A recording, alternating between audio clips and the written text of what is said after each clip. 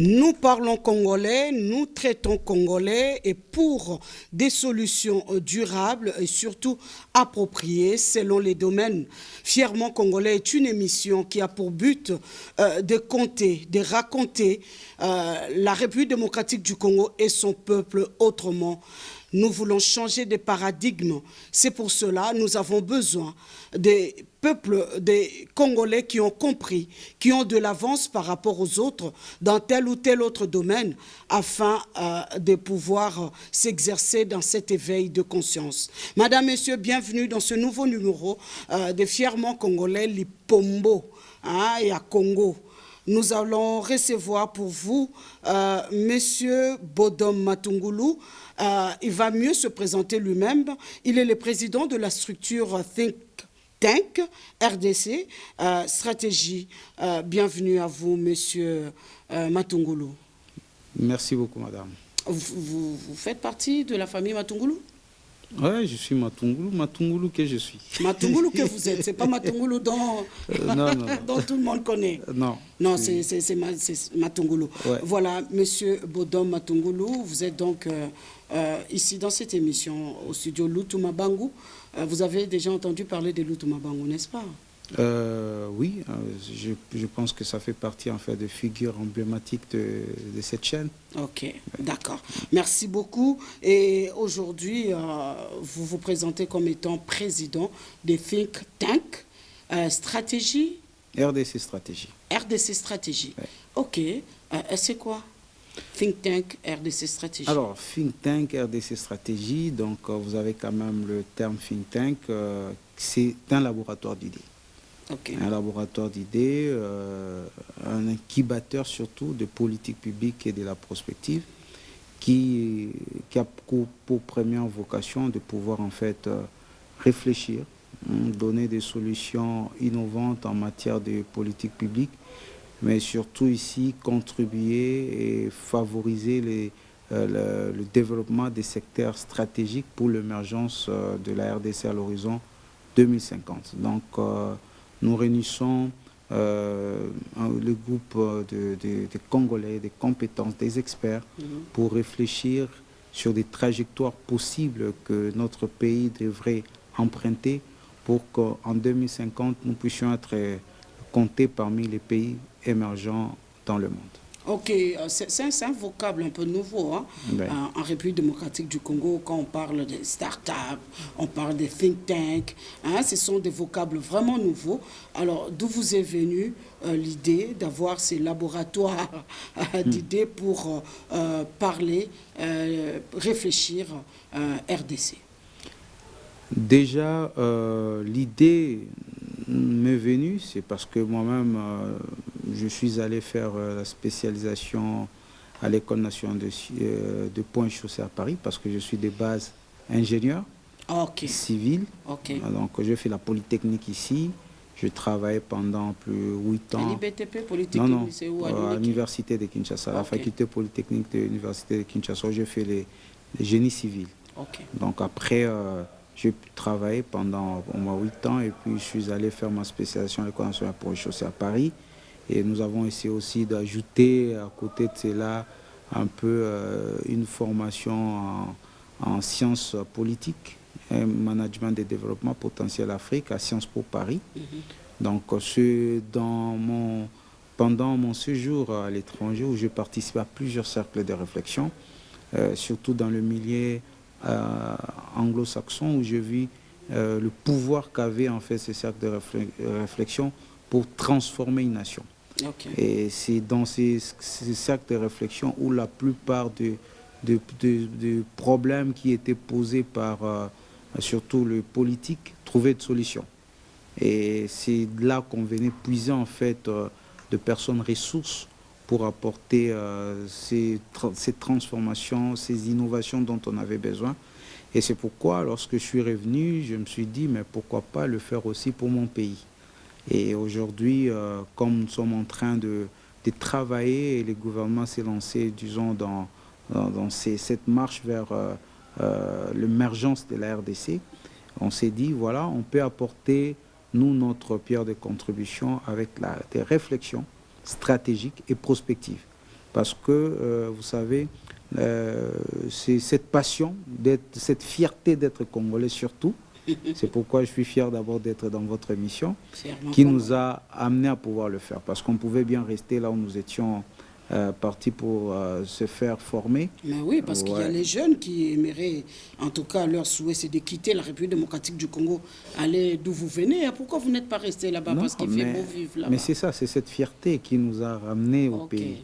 Parce que on se sent mieux que chez soi. Moi, je me rappelle lorsque je suis parti, parce que je travaillais déjà ici, mais j'ai pu avoir une opportunité dans une entreprise, pas la moindre. C'est pour ceux qui connaissent la SNCF, donc la Société nationale des chemins de fer français.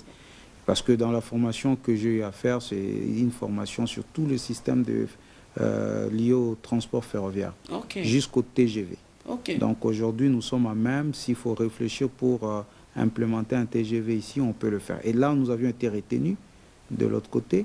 Et le jour où je prenais la décision pour démissionner et venir, je me rappelle encore de mon responsable qui m'a fait asseoir, qui m'a dit, est-ce que tu as bien réfléchi? Parce que l'opportunité que tu as ici, la plupart de tes compatriotes en rêvent. Moi, je me suis dit, je gagnais bien, certes, mais je n'étais pas en accord avec moi-même. Parce que j'estime que la providence divine a créé la RDC pour jouer le rôle un rôle exceptionnel. Nous avons un destin exceptionnel à jouer. Et la RDC ne peut être RDC sans sa grandeur. Voilà pourquoi, avec toute fierté, nous avons accepté de revenir pour apporter notre pierre de contribution et faire en sorte qu'aujourd'hui, notre pays puisse ressembler à ces pays que nous avons laissés. Que le Congolais aujourd'hui, qui est allé en Europe, ne soit plus un rêve pour eux. C'est ça, en fait, notre idée. Il risque de dire, vous êtes parti, vous avez goûté au miel et vous voulez nous empêcher d'y aller. Je pense que le vrai miel, il y en a ici. Si on veut vraiment que ces pays... On a tout dans ces pays pour rendre tout le monde heureux. Pour que tout le monde vive heureux, que tout le monde puisse trouver sa part. Je pense qu'on peut le faire. C'est pas mauvais d'aller de l'autre côté, d'étudier et puis de revenir. C'est pas mauvais. Moi, aujourd'hui, c'est que je conseillerais, je conseille toujours à la plupart des jeunes qui sont sous notre mentorship, qu'il faut aller puiser la connaissance. Dès que vous avez puisé la connaissance, revenir pour l'appliquer. Seulement, il faudrait que le gouvernement, derrière, puisse encourager ces initiatives, faire en sorte que les gens qui prennent de telles décisions, lorsqu'ils acceptent de revenir, que l'on puisse les encourager en fait. Sinon, les gens après c'est découragé. Vous avez été encouragé, vous, quand vous êtes rentré vous avez été encouragé parce que là, on ne vous compte pas, vous n'êtes pas de la diaspora. Non, vous êtes revenu, je suis revenu. Vous réinstallez ici au pays. Je n'avais pas levé mes deux pieds, donc j'étais toujours à cheval.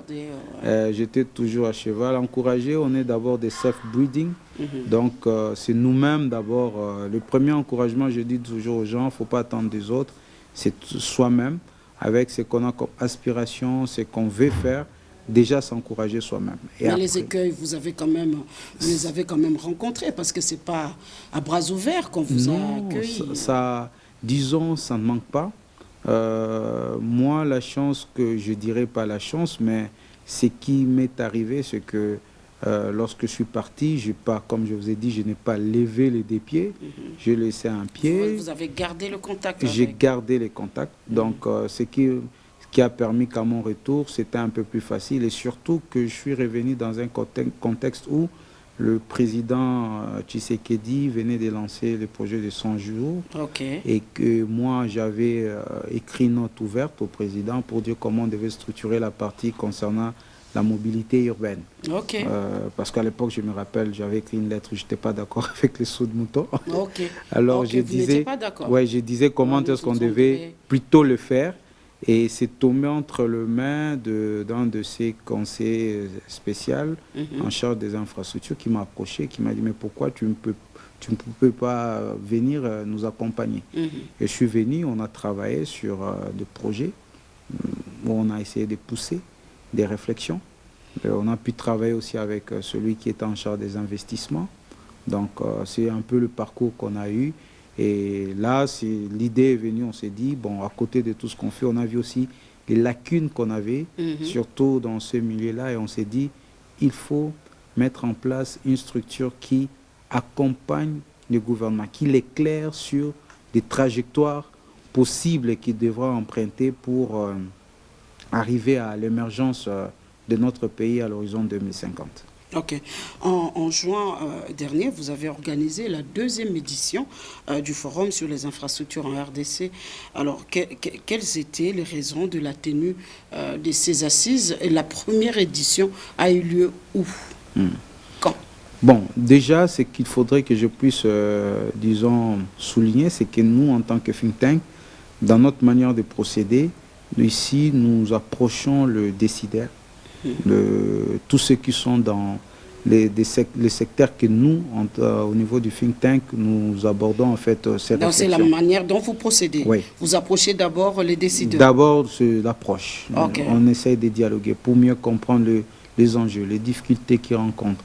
Et on les formalise sous forme de thématiques qui sont abordées maintenant dans un forum, dans un atelier, dans une conférence, et où on fait venir aussi des expertises qui nous viennent de l'étranger pour surtout le retour d'expérience. Et après cela, nous allons maintenant avec un rapport que nous ressortons, parce que tout ce que nous organisons constitue pour nous une matière première pour faire des notes stratégiques, des rapports stratégiques, des plans que nous mettons à la disposition de ces acteurs. Pensez-vous que c'est quelque chose de nouveau que vous avez apporté? Parce que, dit-on, en République démocratique du Congo, on trouve toutes sortes de lois, des principes, mais c'est l'applicabilité qui pose problème.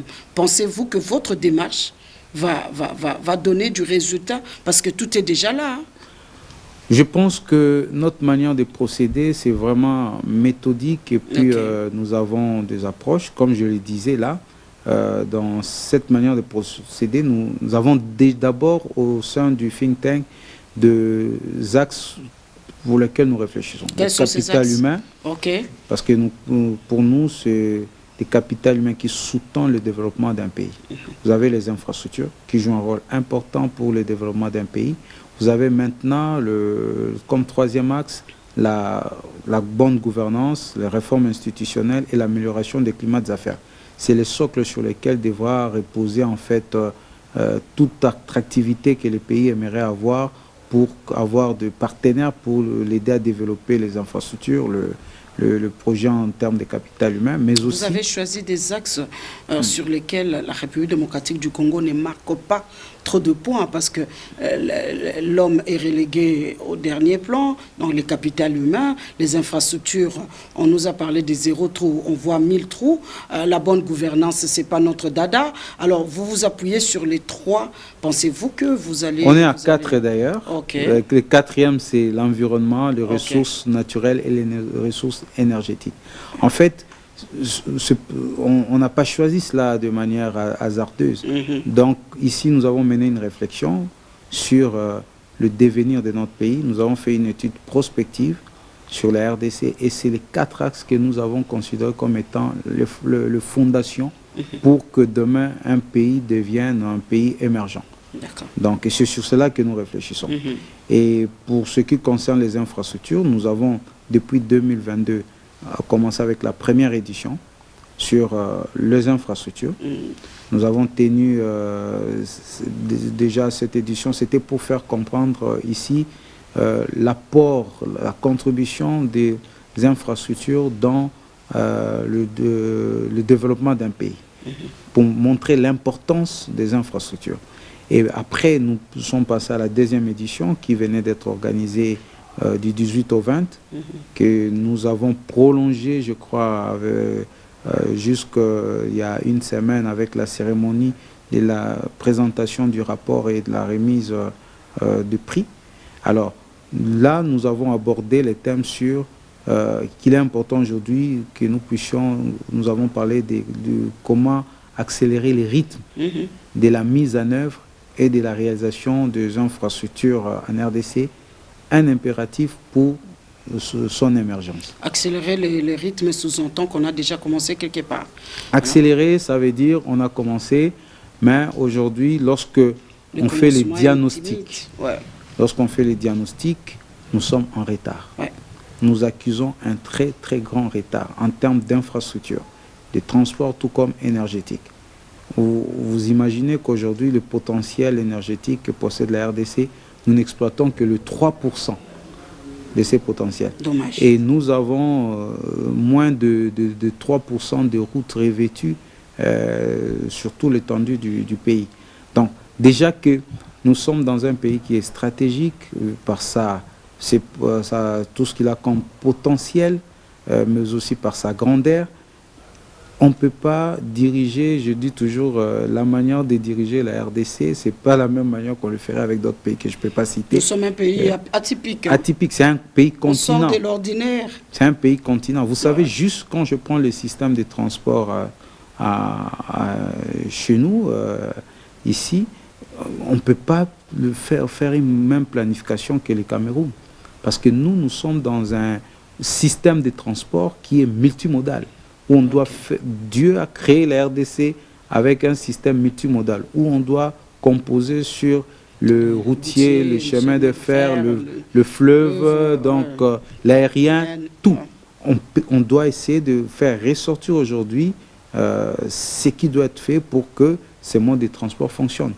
Voilà pourquoi on a abordé tous ces thèmes lors de cette seconde édition, où nous avons invité 2 pays invités. Il y avait le Maroc et puis la Côte d'Ivoire. Pourquoi les 2 pays? Parce qu'aujourd'hui, en Afrique, c'est les pays qui excellent aujourd'hui dans la mise en œuvre de projets d'infrastructure et surtout qui arrivent à mettre en place des modes de financement innovants.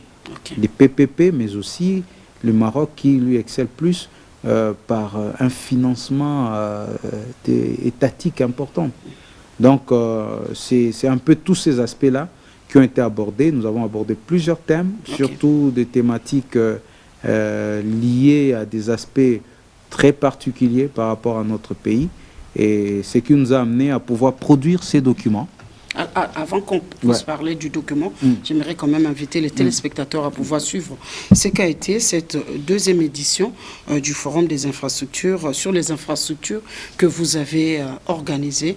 Et puis nous allons revenir pour parler de ce qui a été l'après, donc l'après-forum. Allons-y.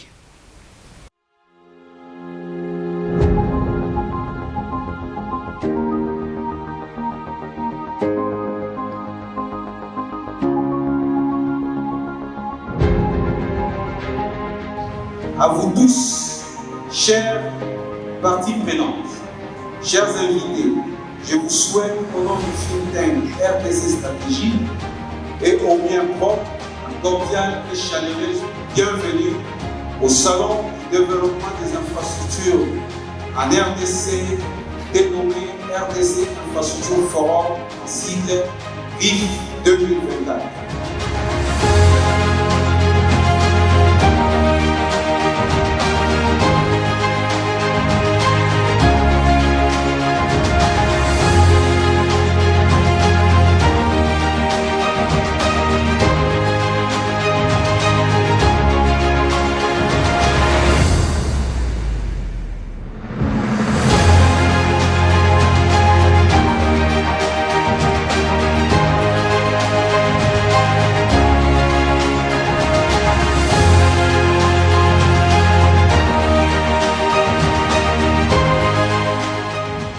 Les infrastructures sont le socle sur lequel repose le développement économique et social d'un pays. Elles facilitent les commerces, améliorent l'accès aux services de base comme la santé et l'éducation et permettent de connecter les différentes régions du pays entre elles et avec le reste du monde.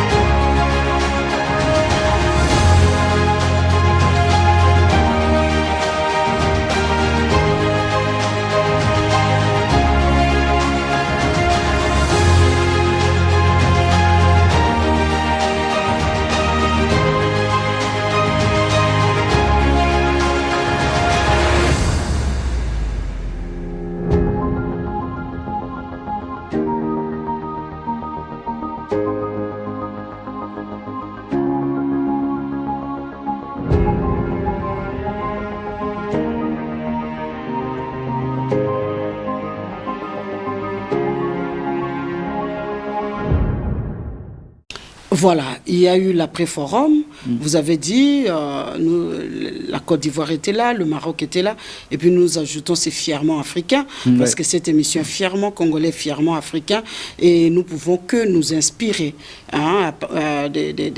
d'autres pays africains qui sont déjà en avance par rapport à nous. Nous avons vu, et après, il y a l'ouvrage qui est produit, et le rapport avec des recommandations. Vous pouvez... Oui, nous en parler. Voilà, donc comme je le disais très bien, donc nous après, on n'organise pas des conférences pour organiser, hein. Ce n'est pas un business qu'on fait, c'est plutôt ici on veut contribuer à la réflexion. Et là on a produit un document qui comporte un document de 160 pages, il comporte 50 recommandations. 50 ouais, pour accélérer le rythme. C'est pas trop ça. Hein? Parce qu'on risque de s'en passer, hein, bon, 50, on d'ailleurs, c'est regroupé en famille les 50 recommandations. Okay. Vous allez voir, c'est dénommé la voie à suivre. La voie à suivre. Alors, okay. Ces rapports comportent, comme je disais, 3 grandes familles de recommandations. Vous avez des recommandations sur la gouvernance du secteur, sur le financement du secteur et troisièmement sur l'opérationnel. Donc, c'est en 3 grandes familles qu'on a recommandé. Et ça, ces 50 recommandations, c'est la recette que nous donnons à la RDC si on veut aujourd'hui accélérer les rythmes de la mise en œuvre de projets d'infrastructure, que l'on puisse s'en approprier et le mettre en œuvre. On verra le miracle que cela va produire dans notre pays. Vous croyez au miracle, j'y crois moi aussi. Alors quand vous approchez ceux qui détiennent la décision, ceux qui peuvent rendre les choses faciles, est-ce que vous êtes compris directement? Comment vous êtes accueillis? Et quelles sont les différentes questions que vous recevez pour la mise en œuvre de ce que vous avez comme idée afin de les matérialiser? C'est vraiment un exercice qui n'est pas facile. Hein? Okay. On se connaît, non? On est des Congolais quand même. Mais on est fiers d'être Congolais. Voilà. C'est pas toujours facile, ouais. Mais déjà on a des gens qui nous prêtent l'oreille. Vous allez constater déjà lors du lancement de ces activités, il y a des autorités qui étaient là, le ministre des infrastructures qui était présent, le ministre de transport, le VPM transport qui était représenté, qui était là, l'ensemble de DG, des structures qui interviennent dans les infrastructures, en tout cas je dirais 80% étaient présents. Donc ça c'est déjà pour nous un point déjà positif qui nous permet aujourd'hui de pouvoir c'est dire qu'il y a une oreille attentive.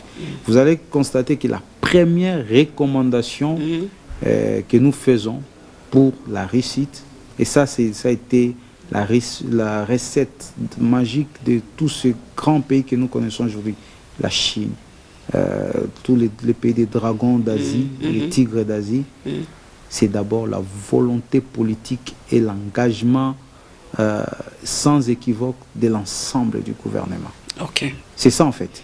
On doit d'abord vouloir ces changements. C'est le point de départ de tout. Alors, selon vous, pourquoi on manque cette volonté politique? Ça vient d'où? Parce que cette volonté politique, ce manque de volonté politique est criant. Alors, vous avez réfléchi déjà bien avant que nous manquons de la volonté politique et que c'est la première recommandation que nous devons faire. Et comment vous allez vous y prendre? Comment cette volonté politique doit naître? Alors, c'est à 2 niveaux. Oui. C'est-à-dire aujourd'hui, c'est la première recommandation. Parce que la volonté politique peut être là. Parce qu'aujourd'hui, déjà, lorsque vous voyez, avec les 6 engagements du chef de l'État, vous voyez le programme du gouvernement qui a été présenté devant le Parlement, on peut dire qu'il y a cette volonté politique qui est là. Mais la volonté politique, maintenant, doit être suivie de cet engagement. C'est pourquoi on parle de cet engagement de l'ensemble du gouvernement. On doit y aller comme un corps, pas individuellement. Ça doit être une volonté politique collective. C'est ça en fait. On doit se la jouer collective aujourd'hui si on veut que les choses puissent avancer. Parce qu'aujourd'hui, vous savez, le président de la République peut avoir la volonté à ce que telle route s'efface, que tel barrage soit construit, qu'on fasse tel ouvrage. Mais si cela n'est pas suivi par ceux qui doivent exécuter, les DG, le ministre, mais rien ne va arriver. Toute la volonté qu'il peut avoir, si ce n'est pas suivi par les autres, on ne fera rien, parce que ce n'est pas au président de la République d'aller commencer à faire, à négocier des contrats, à aller chercher des partenaires. Il donne la vision. Il donne la vision. C'est ça, c'est pourquoi ici nous parlons d'une volonté politique collective. Donc il faut qu'il y ait cet engagement, que nous puissions travailler comme un corps. Et c'est ça qui va nous permettre en fait aujourd'hui de pouvoir en fait avoir des résultats. Ça c'est la première des choses. Et ce qui fait qu'aujourd'hui nous menons ces lobbying pour parler avec ces décideurs. Et je pense que les entretiens qu'on a eus, surtout au niveau du forum, parce que le forum permet des fois qu'on mette sur un même plateau, ensemble, des gens qui doivent normalement travailler ensemble, mais qui ne se sont jamais vus. Et ça, on est tombé sur plusieurs cas où, vous voyez, il y a des acteurs qui travaillent dans le même secteur, sur un même projet, mais qui ne se sont jamais rencontrés. Et nous offrons cette tribune, et ce qui permet à ce que là, les gens réfléchissent maintenant ensemble, et on arrive à aller. Parce qu'après, dans les recommandations, il faut cette cohérence, comme j'ai dit, dans nos interventions, qu'il n'y ait pas plusieurs initiatives, mais que chaque initiative réponde à un besoin. Où on s'est dit, voilà où on veut aller et voilà ce qu'on doit faire. Mais quand chacun fait à sa manière, on ne saura pas. C'est pourquoi nous insistons sur le respect du cadre programmatique. On doit avoir un cadre programmatique qui est d'abord, qui existe, qui prend en compte les vrais besoins du Congolais, mais en même temps qui est stable. C'est-à-dire qui ne vacille pas avec le changement des gouvernements, le changement des régimes. C'est pourquoi nous faisons comme recommandation. Malheureusement, c'est ce qui se fait. Le changement de gouvernement, des acteurs politiques, des DG, parce que bientôt, il y aura la nomination des mandataires publics. Vous avez pris langue avec des mandataires qui sont actuellement à la tête des entreprises. Et demain, vous verrez d'autres animateurs qui vont venir. Est-ce que cela n'handicape-t-il pas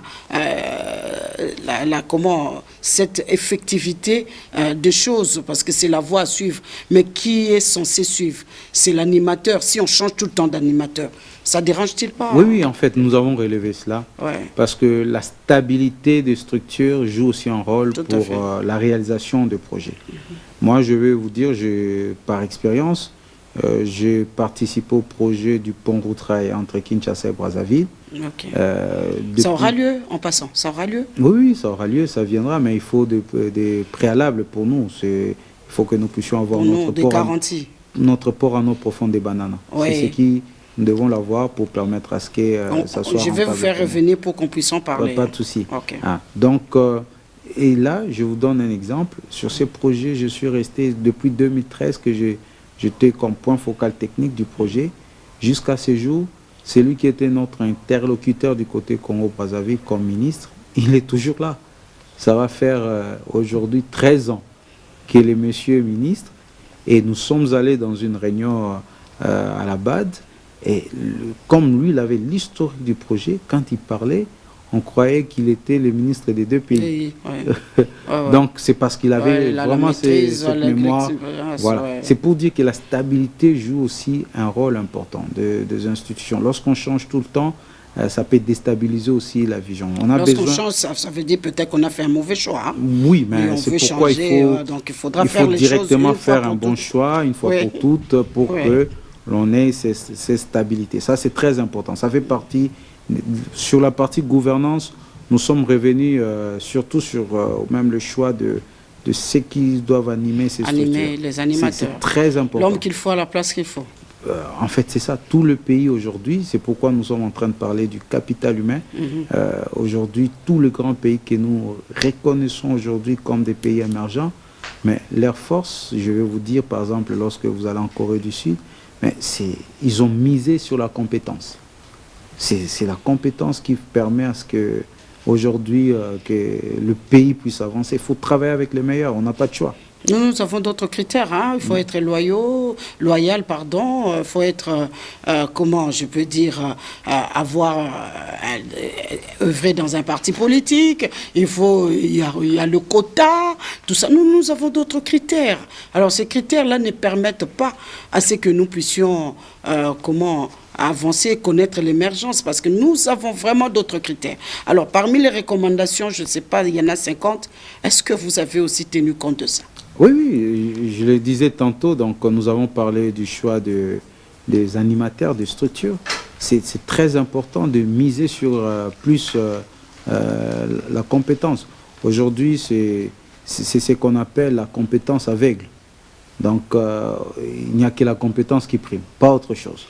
Le jour où on arrivera vraiment à le faire, vous verrez comment est-ce que nos structures vont décoller. La compétence aveugle, ça veut dire on ne regarde pas la tribu, on ne regarde pas si on fait partie d'un parti politique. On ne dit pas si c'est un homme ou c'est une femme, si il est de couleur blanche, noire, voilà. Tout ça.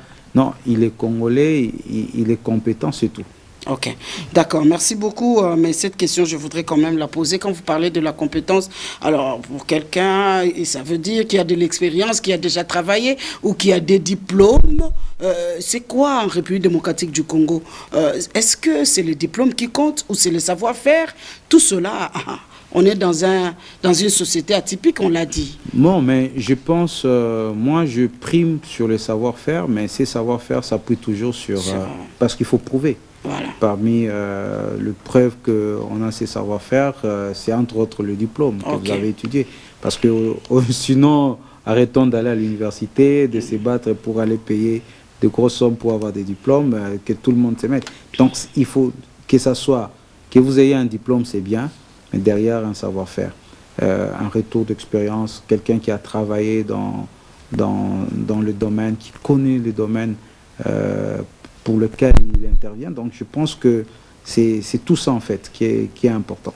Parce qu'on parle de capital humain, vous avez dit que vous avez reconnu les savoir-faire de quelques acteurs à qui vous avez remis des prix. Oui, en fait, dans le concept de ce que nous mettons en œuvre, nous avons, donc tous les 2 ans, nous organisons le forum sur les infrastructures, mais cette année, nous avons introduit un prix. Okay. Il y a 2 prix en fait. Le premier, nous ne l'avons pas décerné cette année. C'est le prix du champion des infrastructures. Parce qu'il n'y en a pas encore. Hein? Parce qu'on le met en compétition. On a 1000 trous au lieu des 0 trous. Non, on le met en compétition pour pouvoir en fait remporter ces prix. C'est pourquoi nous avons décerné les prix que nous avons dénommés soldats des infrastructures. Okay. Pourquoi? Parce que déjà nous sommes dans un contexte particulier où la RDC fait face à une guerre injuste à l'est du pays, mais on s'est dit à côté de cette guerre, nous avons aussi la guerre des infrastructures, parce que nous sommes relégués à la dernière position lorsqu'on regarde les classements des pays africains.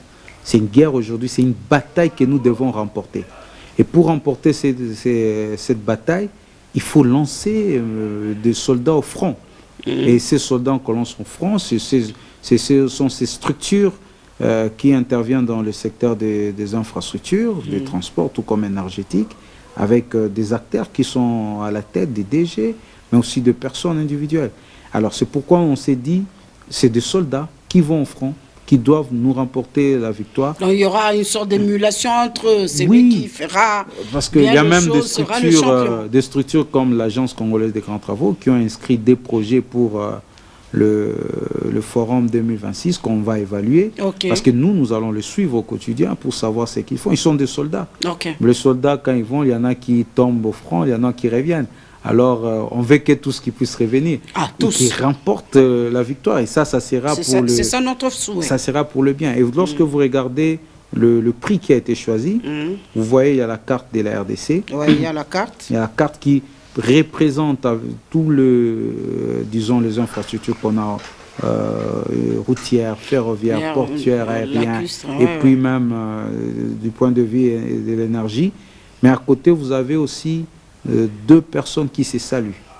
C'est pour dire que Qui sont les deux personnes? Les deux mains, ça signifie quoi? Ça symbolise en fait tous ces acteurs qui travaillent. La main dans on ne peut réussir que si on travaille la main dans la main. Dans la complémentarité et non dans la compétition.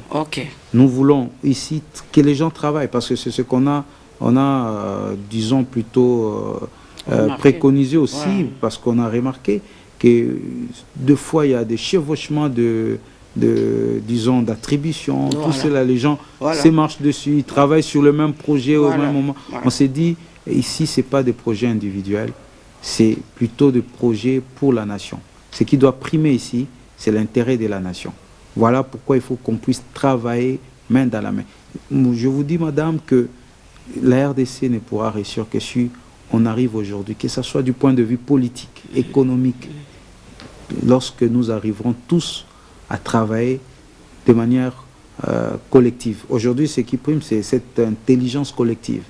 Il faut que nous puissions la mettre en place, que nous travaillons dans l'unité, avec comme seul objectif que le Congo gagne. Je ne participe pas au Conseil des ministres parce que je n'en suis pas un. Peut-être avec la grâce divine, je deviendrai ministre un jour. Mais je ne sais pas comment ça se passe parce que vous avez parlé infrastructure avec le 4 axes. Si par exemple, je donne un exemple, le ministre des infrastructures se présente au Conseil des ministres avec tout ce qu'il a comme défi à relever. Et si d'autres ministres le soutenaient, parce que vous avez dit, et nous le constatons, sans les infrastructures, on ne parlerait pas du développement. Sans le capital humain, on ne parlerait pas du développement. L'environnement, n'en parlons même pas parce que nous sommes pays solution. Alors, si c'est ça, c'est combien de ministères déjà? Vous voyez un peu. Alors, si le 4 ministres, se mettaient ensemble pour amener le projet au niveau du Conseil des ministres et qu'ils ont aussi le soutien d'autres ministres, je pense que les choses se feront autrement, que chacun vienne avec ce qu'il doit faire pour qu'on le voie lui et tirer les draps de son côté. Vous avez parfaitement raison parce que parmi les recommandations, nous préconisons la mise en place d'un cadre de concertation de tous ces acteurs qui interviennent dans les secteurs des infrastructures. Et là, d'ailleurs, c'est la grande conclusion même de ces forums, c'est que toutes ces recommandations, que cela puisse être décliné en action dans un cadre que nous allons appeler l'état général des infrastructures, des transports. Il n'y a jamais eu des infrastructures. Qui est l'état général qui va maintenant travailler sur ça. Parce que c'est important aujourd'hui que lorsque le ministre d'infrastructure agit, qu'il soit à côté de lui avec le ministère du transport, qui est l'aménagement du territoire, qui est les affaires foncières, qui est le ministère du plan, l'environnement, qui est le portefeuille. Parce que vous avez toutes ces entreprises. Là, on a des recommandations sur aujourd'hui la réforme de ces entreprises qui posent problème et qui ne permet pas aujourd'hui à ce que l'on puisse mettre en œuvre des partenariats publics-privés dans ces entreprises. Donc, on a relevé tout cela. Il faut un cadre de concertation. Les états généraux des infrastructures deviennent en fait une nécessité pour permettre à ce que nous puissions ne plus commettre les mêmes erreurs, revenir sur la même chose. Parce qu'on ne peut pas continuer à faire la même chose et s'attendre à des résultats différents. Il faut changer de paradigme. Nous en avons parlé lors d'un panel de différents DG et de ministres. Changement de paradigme aujourd'hui dans la manière de financer nos projets, de planifier surtout nos projets, de mettre en œuvre nos projets. Parce que par exemple là, il y a un problème criant, c'est que on a en fait dans notre pays des titres et de projets, mais on n'a pas de projets. Parce que pour avoir des projets, il faut avoir des études bancables. Aujourd'hui, nous souffrons de la présence de ces études. Nous n'avons pas d'études pour la plupart des projets, ce qui constitue un handicap pour pouvoir financer en fait des projets. Alors comment comptez-vous pallier ces insuffisances-là? Voilà pourquoi parmi les recommandations, nous demandons à ce qu'il puisse y être mis en place ce qu'on appelle le fonds de préparation de projet. C'est un fonds qui va permettre à pouvoir réaliser des études qui vont permettre maintenant à des structures comme surtout l'UCPPP de pouvoir, qui est l'unité de coordination de conseil des partenariats publics-privés, de pouvoir maintenant présenter ces pipelines de projets qui demandent des partenariats avec des privés. Mais il faut des études, parce que lorsque vous menez des études, vous avez la souveraineté sur vos études. Vous maîtrisez les coûts. Parce que demain, quand c'est un particulier qui le mène, qui réalise les études, il vous donnera un prix qui lui semble être, que ça soit meilleur pour lui. Donc c'est pourquoi nous préconisons la mise en place de cette structure, de ce fonds, mais aussi d'une structure qui va être dédiée à la réalisation de ces études. Quels sont les critères que doivent remplir ces soldats des infrastructures? Parce que n'oubliez pas qu'en République démocratique du Congo, la corruption est devenue un sport national. Est-ce que ce sont ceux qui auront corrompu ou qui seront corrompus qui vont aller corrompre les plus? Quels sont les critères en fait? En fait, ici, c'est d'abord de pouvoir mettre chacun devant ses responsabilités. Pour dire que vous avez reçu la confiance du numéro 1 de la République, le chef de l'État, qui vous a nommé mandataire, et vous êtes aujourd'hui engagé dans un front, dans un combat. Aujourd'hui, lorsque vous êtes tous militaires, on vous envoie en front.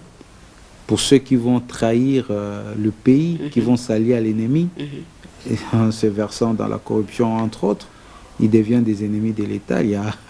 Aujourd'hui, la loi prévoit ce qu'il faut faire d'eux. Ailleurs, dans d'autres pays, on les fusille. Donc, c'est en fait ça pour dire aujourd'hui. Mais il y a un projet avec des pourcentages et chacun a Robenda parti. C'est comme ça, ils acceptent. Non, mais le problème, nous, on ne va pas. C'est pas de cette manière-là que nous allons accélérer les rythmes. Il faut mettre fin à ces pratiques. Parce que aujourd'hui, vous savez déjà, pour obtenir le financement d'une route, ça pose problème. Et les jours où on a obtenu ces financements, vous allez tripoter dans les quantités, dans les épaisseurs de couches que vous devez mettre sur une route. Ce qui fait qu'une route qui devrait durer 20 ans, en 3 mois, la route est partie. Il y a des routes ici qu'on a fait inaugurer au chef de l'État, mais qui par après sont partis. Tout ça, c'est parce qu'on ne suit pas. Vous savez, madame, moi, je suis ingénieur et quand on est ingénieur, on ne blague pas avec le chiffre. Tout ce que vous manipulez aura toujours des conséquences. Donc, là où le calcul te dit qu'il faut mettre une épaisseur de 5 cm, vous mettez 3, sachez que vous aurez des conséquences. Vous ne pouvez pas cacher cela. Et ça, c'est des pratiques qui ne vont pas nous permettre d'accélérer les rythmes. Parce qu'on va revenir sur des projets pour lesquels on avait déjà financé. Et au lieu d'avancer, on recule en fait. Donc, c'est quelque chose. Nous ici, les prix qui a été donné, c'est pour d'abord mettre toutes ces personnes, ces mandataires devant les responsabilités pour dire que vous êtes engagés dans quelque chose, vous êtes des soldats. C'est en même temps ici une veille de conscience pour dire vous êtes des soldats et tout ce peuple congolais qui sont derrière vous attend des résultats. Donc, Bakoy Sabende l'été. Non, Bakoy Sabende l'été. Ils doivent être fiers d'être congolais. C'est ça, l'amour de la patrie. L'amour de la patrie. Ok. Nous cheminons vers la fin de cette émission et tout récemment, vous avez aussi organisé le séminaire, comme vous avez dit, de la modélisation des projets d'infrastructure. Mais dans nos entreprises, on n'a pas l'habitude d'organiser des formations, renforcement des capacités. C'est comme si on a horreur et on est à la traîne. Alors, est-ce que vous avez fait le constat dans ces entreprises-là par rapport au renforcement des capacités pour que les gens qui y travaillent puissent permettre à ce que leurs soldats puissent être compétitifs ou bien remplir ces devoirs-là comme il faut sur le terrain, parce qu'ils risquent de constituer une sorte de pesanteur si les gens avec lesquels ils doivent travailler ne sont pas à la page. Alors, vous avez tout résumé, madame. Parce que, en fait, nous, on est un think tank, mais je vais vous donner aussi un autre élément. Nous sommes un do tank. C'est ça la dernière question que j'allais poser. Allez-y. On ne se limite pas à réfléchir, on agit aussi. Voilà. Et dans cet axe de do tank, nous organisons des formations, de renforcement des capacités. Nous permettons aussi à ce que des gens se mettent ensemble pour se lancer dans un business. C'est aussi important. Alors, et comme je le disais tantôt, il y a un problème crucial que nous rencontrons dans le secteur des infrastructures, c'est les financements des projets. Et parmi ces financements innovants que nous avons décelés, nous avons aujourd'hui ce qu'on appelle les partenariats publics-privés. Et la RDC n'a pas l'expérience des projets, des partenariats publics-privés, au sens vraiment classique du terme. Alors voilà pourquoi il faudrait que nos structures qui sont dans le secteur soient renforcées du point de vue opérationnel. Posséder en fait aujourd'hui, avoir au sein de cette structure des hommes et des femmes qui maîtrisent l'outil des partenariats publics-privés, parce que c'est très complexe.